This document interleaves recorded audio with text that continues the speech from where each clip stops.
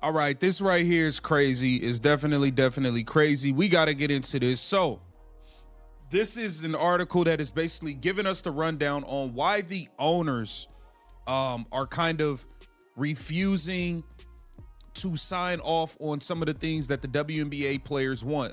It points out viewpoints like them viewing it as an unstable business up to this point. That reaction right there tells you everything about where this negotiation stands.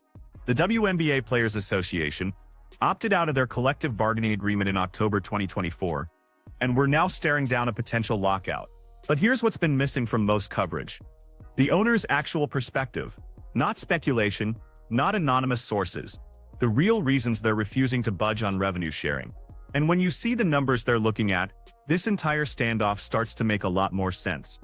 It says the WNBA players have quickly become some of the most recognizable female athletes in the world, with ballooning ticket sales and record-breaking viewership over the past 2 seasons. As a result, league revenues have soared.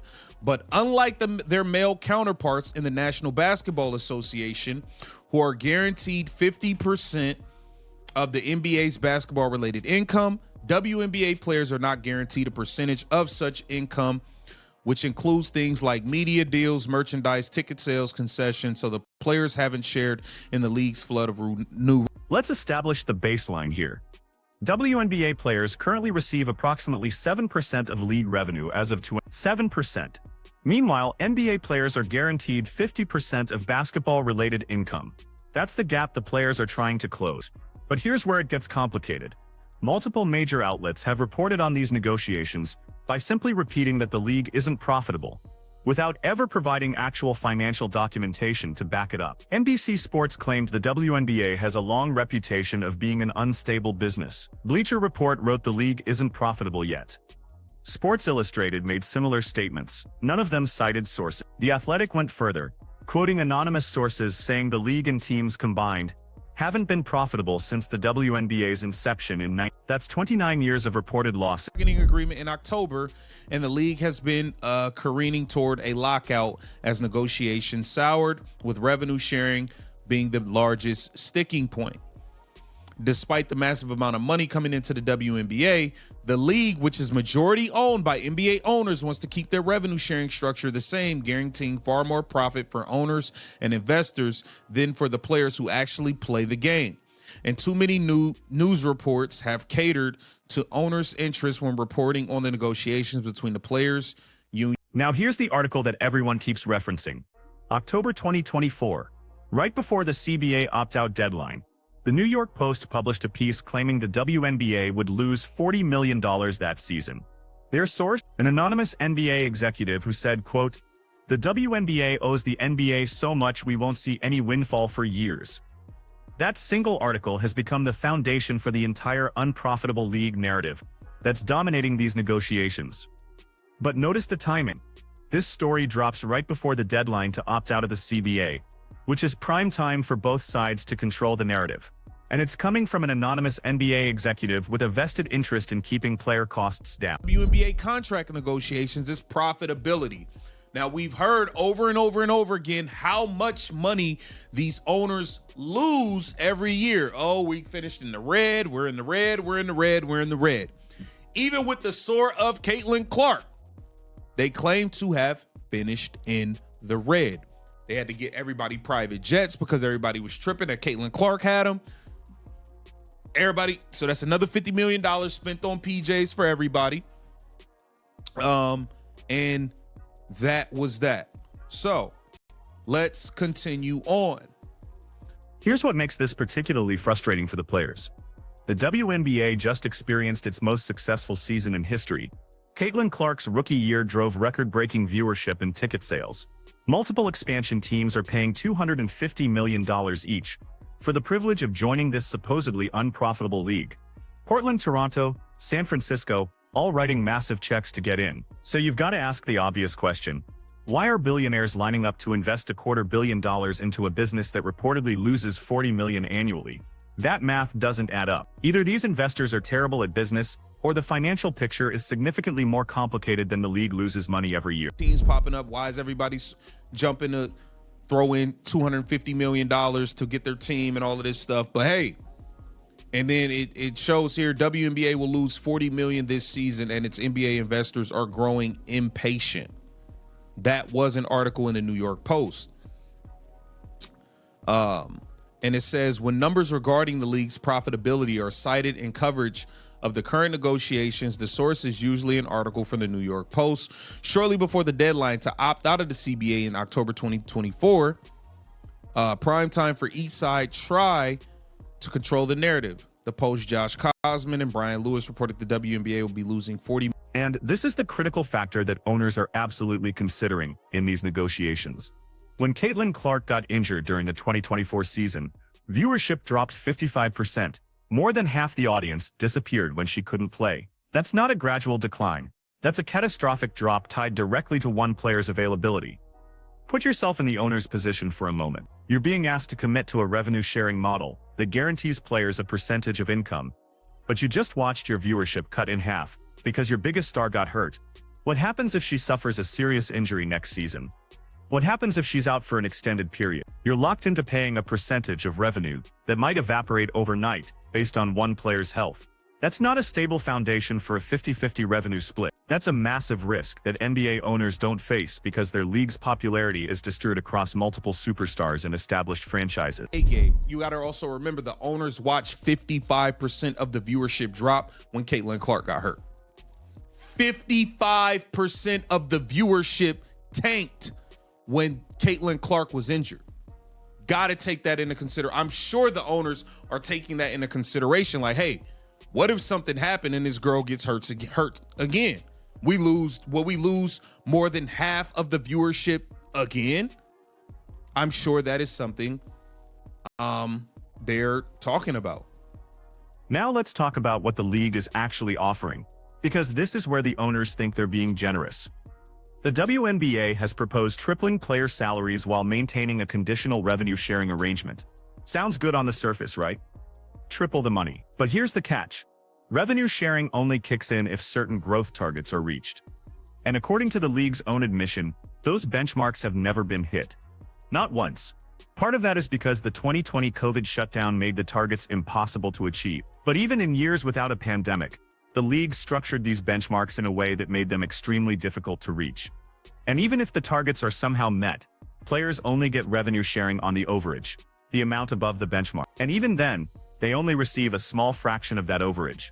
So when the league says revenue sharing is part of our offer, they're technically telling the truth. But it's revenue sharing that's been designed to rarely, if ever, actually pay out. Show the loss, yada, yada, yada. But this is them questioning the owner's stance and why they have not been transparent with documentation for the WNBPA showing the losses and all of that stuff. But it's also showing their viewpoint on why they are hesitant to commit to whatever this revenue sharing thing is. Like, the players getting 50% of the revenue sharing is not going to happen. You can forget about that. They can forget about that. That's not going to happen at all. Okay, and here it says focus on salary. This is where the skepticism becomes justified. The article points out that reporters need to read these proposals more carefully. There's a massive difference between clean sharing, where players get a straightforward percentage of all revenue like NBA players do, and a complicated formula that allows the league to claim they're offering revenue sharing when the actual payout is minimal. The owners are banking on the fact that most people won't read the fine print. They can tell the public we offered to triple salaries and include revenue sharing, which sounds incredibly generous. But when you dig into the actual structure, that revenue sharing might never materialize, and the tripled salaries still leave players at roughly 7 to 10% of total revenue instead of the 50% their male counterparts receive. So it says when the league says revenue sharing is part of its offer to the players in current negotiations, reporters ought to read that with skepticism. Does it mean players get a share of all revenue, sometimes referred as a clean sharing like the men, or does it mean there's a complicated formula that allows the league to say they're sharing when in fact the women will get peanuts? So, listen, man, this lockout, I mean, we're getting all viewpoints, and this is just kind of showing kind of where the owners stand in all of this and why they are not looking to give the players what they want. Get down in the comments and let me know. So here's where we land on this entire negotiation. The owners are looking at what they consider an unstable business model. They're seeing viewership that's heavily dependent on one or two stars. They're pointing to decades of reported losses, even if those loss reports lack transparent financial documentation. They're watching expansion teams pay massive fees, which suggests the league has significant value. But they're also dealing with the reality that the NBA has been subsidizing the WNBA's operations since its founding in. From their perspective, committing to a 50-50 revenue split right now would be financial suicide. They believe they need more time to see if this recent growth is sustainable, or if it's a Caitlin Clark-driven spike that could disappear as quickly as it arrived.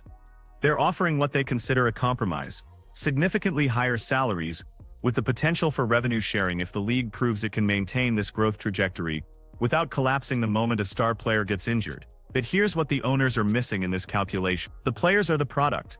Without them, there is no league, no viewership, no expansion fees, no media deals. The NBA didn't become profitable by underpaying players and waiting to see if the league would succeed. They invested in the players, marketed them aggressively, and built a revenue model that incentivized everyone to grow the business together. The WNBA owners want the players to prove the league is stable before committing to fair compensation. The players are arguing they can't prove anything when they're being paid 7% of revenue and can't afford to play year-round without going overseas. It's a chicken and egg problem, and somebody has to break the cycle. The owners keep pointing to financial losses, but they won't open their books to prove it. They keep citing that $40 million loss figure from the New York Post, but that's based on an anonymous source with an obvious agenda. Meanwhile, expansion teams are paying $250 million to join, which suggests the league's valuation is significantly higher than the "we're losing money every year" narrative would indicate. And that 55% viewership drop when Caitlin Clark got injured, that's actually an argument for paying players more,